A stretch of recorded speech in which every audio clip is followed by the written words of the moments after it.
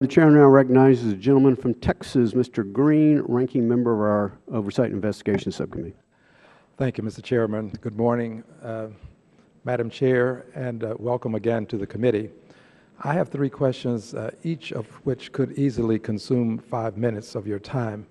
And I do not believe that I'll get through all three, but I will ask, if possible, that you give a laconic answer to each. The first, you have used the term unusual headwinds, and I've noted that the term fiscal policies have been associated with this. Would you, as tersely as possible, explain some of the unusual headwinds that we have faced or are facing? Well, tight fiscal policy is one of them, that although there was stimulus for a number of years, in more recent years, fiscal policy in addressing deficits and attempting to reduce deficits has created drag on economic growth. And that's unusual in times like these. In addition, the system of housing finance and the willingness of residential mortgage lenders to provide credit, the standards should have escalated, they have escalated, but it has now become the case that any borrower without a pretty pristine credit rating finds it awfully hard to get a mortgage. And I think there are a number of reasons for it coming out of the crisis, but I think that's a headwind.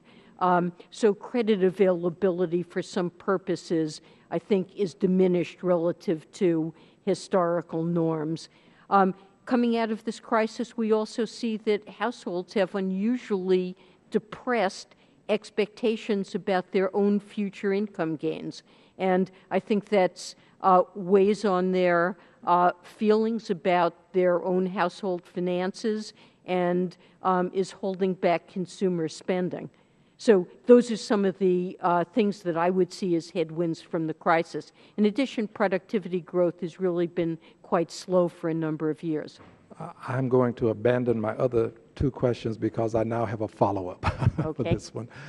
You indicated that these fiscal policies are unusual for times such as these.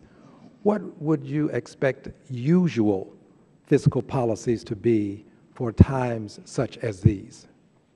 Well, I think historically when the economy has been weak, fiscal policy is, at least on average, provided greater stimulus than it has over the last several years. And I understand there are reasons that Congress has chosen this course, but simply as what I would see as a factual matter, the degree of drag from fiscal policy in a high unemployment situation has been unusual. And could you kindly give an example or two of the kinds of fiscal policies that historically have been employed in times such as these?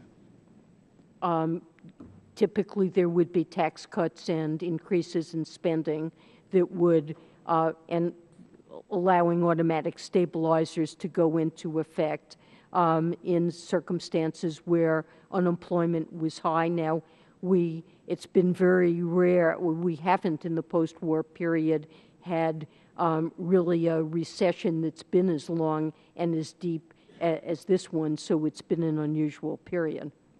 Thank you. I'll take one more question and just ask you about indicators. We have leading indicators, lagging indicators, and of course we have coincident indicators. I try to follow these, but what I'd like from you is just as you look at them in general, could you give me just an assessment of where these indicators seem to indicate we're going? So I see most indicators that I look at in the economy is suggesting improvement. Look at things like industrial production, the labor market, auto sales, what's happening in the housing sector. That may be an exception that we don't see a lot of improvement there. But most measures of spending in the economy, consumer and business attitudes, through all of those, I think we see positive signs. Thank you very much. Thank you, Mr. Chairman. I yield back.